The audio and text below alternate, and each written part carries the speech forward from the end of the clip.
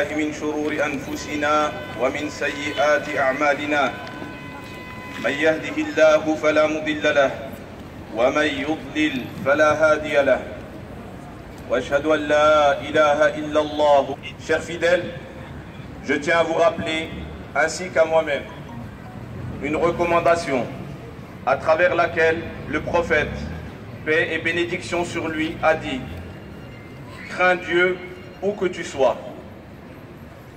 Cette parole prophétique signifie que le musulman et la musulmane doit être juste là où il se trouve, chez lui, avec sa famille, avec ses voisins, sur son lieu de travail.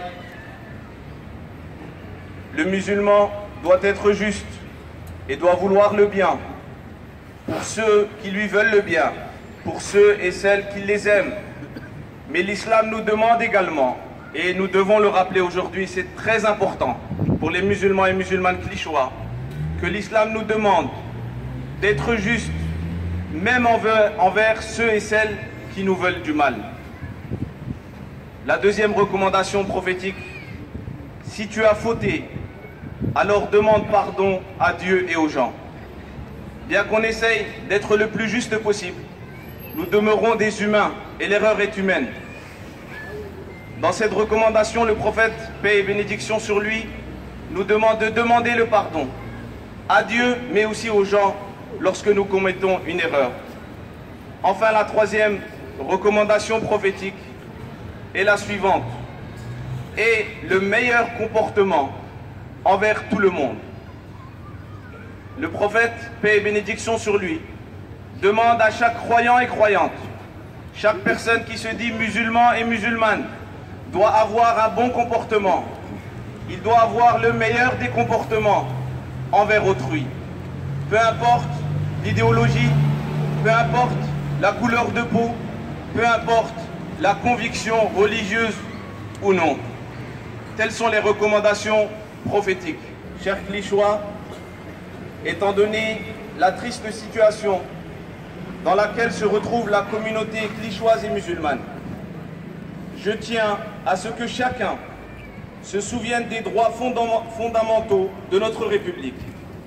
En effet, l'article 18 de la Déclaration universelle des droits de l'homme, datant de 1948, rappelle ce qui suit, j'ouvre les guillemets: toute personne a droit à la liberté de pensée, de conscience et de religion.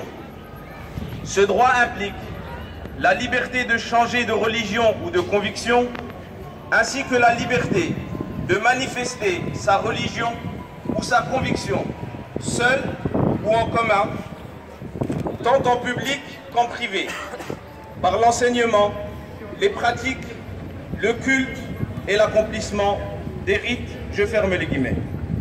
C'est donc pour faire valoir ce droit que nous sommes réunis aujourd'hui. Nous demandons donc à Monsieur le maire de Clichy, Monsieur Rémi Muzeau, ainsi qu'à tous nos responsables politiques, un lieu digne et une solution définitive aux musulmans clichois qui sont les citoyens de cette ville. Enfin, je veux adresser un dernier message à tous celles et ceux qui sont présents aujourd'hui. Restez unis, restez unis, restez unis, solidaires et réclamez votre droit en veillant au calme et loin de tout débordement.